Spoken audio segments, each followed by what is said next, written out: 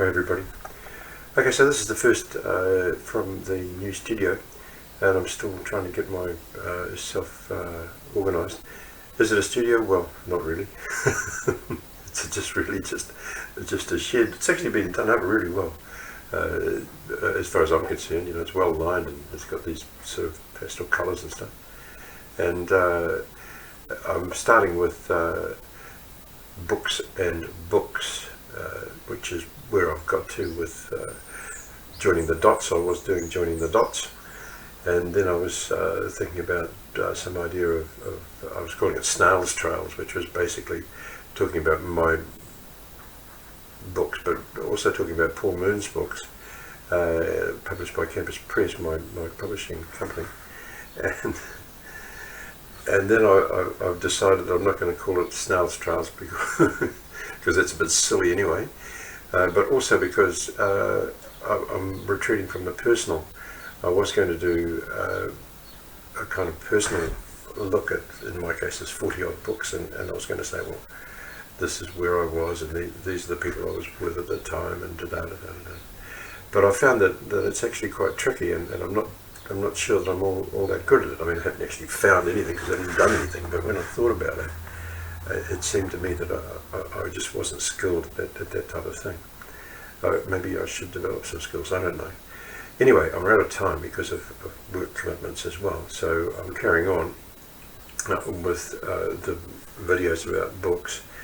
Part of that is now driven by Campus Press, which I thought had a pretty good run in the last 3 years with the libraries in this country. People are taking out these books, as far as I can see. Well, definitely they are, because they're being recorded in terms of the grants and all that. So, what I'm doing is looking at books today, for example, in this little broadcast, which is just the start. I thought I'd just take one of my books and look at other books as well. Sometimes I'll be talking about books which directly apply to my books. Sometimes I'll be talking about books that I've just picked up as I've been unpacking, which I'm doing today. So it's books and books. The whole idea is simply to talk about books and to start essentially with my books. And I think that's fair enough because this is my broadcast. But I think also that there's a whole lot of things that are starting to spill out in terms of connections between books, my own work. I don't really want to keep on rabbiting on about. I think there's also a reading that I've done over 50 years or so that I think is quite interesting, not because I did the reading, but because it was a sort of reading that a lot of people of my generation were reading. The other thing that's driven me is a book, a very good book by a man called Linsky about 1984, and it's called The Biography of a Book. The Biography of 1984, the book. So it's all about George Orwell on the one hand, but really about the book, 1984. Not exactly on the other hand, but 1984 is his object, and of course he's talking about Orwell as he develops his story of the book. But he's really talking about other books as well. I mean, it's fantastic. It's just unbelievable. There are books there that I've never heard of, from Russia and from other places. Absolutely brilliant book, because it takes your breath away. The kind of the contextualizing of the book, I guess, is, to use a big word, is what I'm trying. I guess I'm trying to do. I'm not so much, as I say, trying to contextualize my own books. I'm really kind of trying to contextualize reading. And what we're reading, and why we're reading it, why we read things. And to some extent the reading thing has kind of got me, because if you're like me and you do read a lot, but the reading is desultory, it's really, I'll read anything. And because I'm on planes a fair bit, I'm reading on planes, or I'm reading on buses, because I take buses, long bus trips. Long train journeys, and basically I take a look at the scenery for about a minute, and then on a train, say, and then I'm reading. And I might look up and again take in the scenery, but basically I read and I read and I read, and as I say, I'll read the menu. I mean, some people are just stupid readers, and that'd be me. So that's the sort of thing that I'm really trying to reflect on, is what have I been reading, and why have I been reading it, and why didn't I think about what I was reading, I guess. Now it's time to really look back on some of that. So today, for example, I'm talking about bad boy literature, as well as one of my own books, neither of which today I think have anything to do with one another. But in the next segment I'll be talking about the biography of Keith Richards, the biography of Dave Grohl, the autobiography, the biography of Lenny Bruce, and of course Jack Kerouac's On the Road. Just because as I've been unpacking, all these books keep coming out, and there's lots of them. There's Anthony Kiedis' book on the Red Hot Chili Peppers and his autobiography. There's Steve Earle. There's all of these guys with these hard out stories about themselves. So as I've been unpacking, I'm thinking, wow, I've really been reading all this stuff, and now I'm starting to reflect on it. So there you go. And great to be broadcasting out from the new studio. Okay, so here we are in the new studio, and one of the things that I'm playing with here is light, and you can see me playing with it because there's little glary bits here and there, and reflections and so on. But I like the idea of a view into a garden, and so it's quite early morning here. You can see it's 6:15 on the clock. Okay, so on the left in the corner is a book of mine called The Nurturing Shield, which is from a long time ago, from the turn of the century actually, and the key essay in it is when I was asked to Samoa for their millennium, and I was very honoured actually. I was the only non-Samoan in the Whale.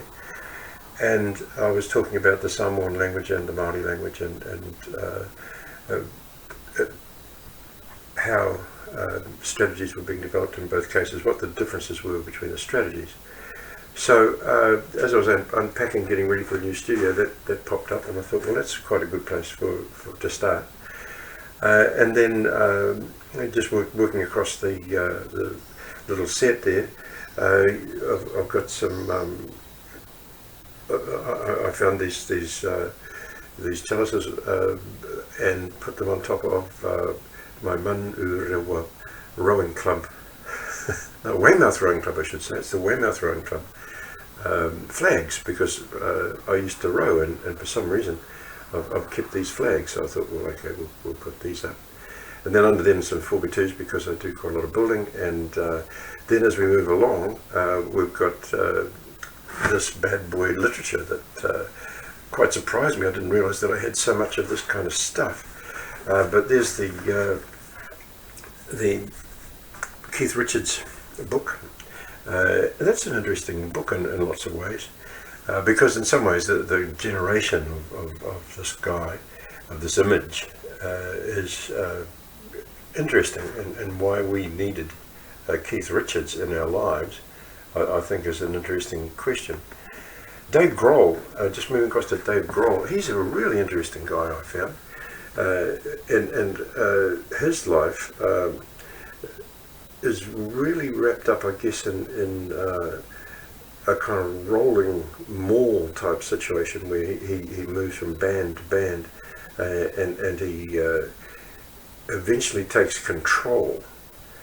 And it's a fascinating story of control, just because those situations where the bands come and they break up and they form and they merge and they shuffle and people go broke, and they live in these kind of worlds of dependency, chemical dependency, and so on and so on. Very difficult to control, and it's a pretty good book in that respect. I found it quite an honest book, so I thought that was quite good.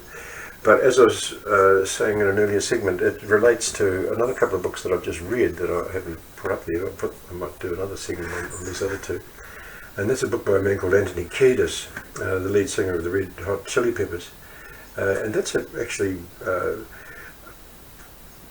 getting us into a kind, I found it getting us into a kind of genre. And the genre goes like this, that the bad boy joins a rock band. The rock band gets him into drugs, or he gets himself into drugs. He has a kind of sexual dependency or some condition which goes like this, that he falls in love, and that will last 6 to 8 weeks. And then he falls out of love and gets into a chemical dependency situation for another 6 or 8 weeks, and then he kicks it, and then it all he manages to stay clean, quote unquote, for a little while, and then it all starts again and again and again and again, and this book goes on and on and on and on, and finally it sort of goes through this kind of pattern to the point where he actually manages to kick the drugs, and he kicks the dependency on relationships as well, and falls in love with his dog. And that's, I mean, I'm being cute, but actually that's how the book rolls. And the funny thing about the Steve Earle book is that it follows a very similar pattern, and there's also a sense of control in the Earle book, which is good, a bit like the Grohl book. But that is, Steve Earle is gaining more and more control as the book goes on.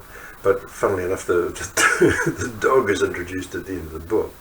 Okay, so moving on across to the far right, as I was unpacking, what should I uncover? But one of the incredible books, I think, of the last century, and that is the biography of Lenny Bruce. And I've just found Lenny Bruce to be a fascinating guy, just incredibly interesting. Partly because he managed to capture a condition that I just don't think, I think everybody understands, and yet we don't really articulate. And the stuff in the book, things like he considers himself Jewish from New York City, and any place out of New York City doesn't have Jewish food. It was a very strange sort of idea of, well, it's not strange. I mean, I think it's real. It's actually accurate.